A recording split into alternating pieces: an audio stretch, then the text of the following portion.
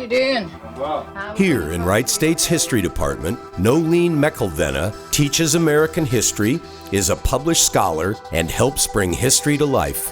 I love teachers. I mean, one of the reasons I got into history was because of my high school history teacher. He's writing up on the board, and then I realized what he's written is the preamble to the Declaration.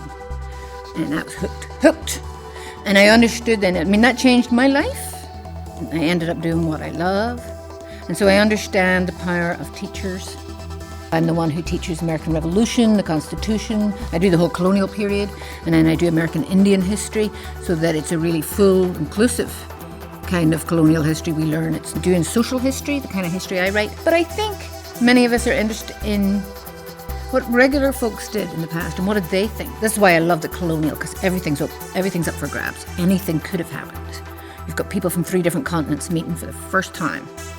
In my research, I do the 17th century. And my first book was called A Very Mutinous People. It's about the very first white settlers who move into North Carolina, where they were running away from plantation Virginia. So these are white folks who don't want any part of that. They're way ahead of their time in terms of wanting a more egalitarian society. And they're able to sustain it for about 50 years, this very egalitarian democratic society in the 17th century, way ahead of its time. And so then my second book, which is the story of the first white folks into Georgia. Again, poor people arriving, hoping to make a new life for themselves. It's clear that they don't want a plantation society either. Slavery is banned in Georgia for the first 20 years. I'm just looking at those 20 years, free Georgia, the short life of free Georgia. And so there's this, so it's an experimental society again. In the end, the planters from South Carolina will move in, will get slavery authorized.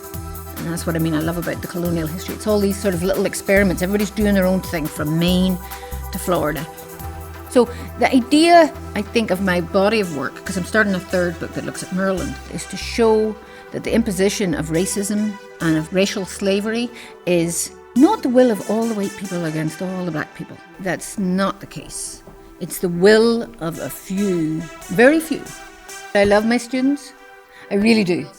Whether it's my college students and me or my future teachers. And I love seeing them learn, and I love when they get excited, and they do, right? And so I play a big part in trying to get the really best students to follow that line of work and then to make them the best teachers they can be. To learn more about Noeleen McIlvenna and the History Department, please visit our webpage.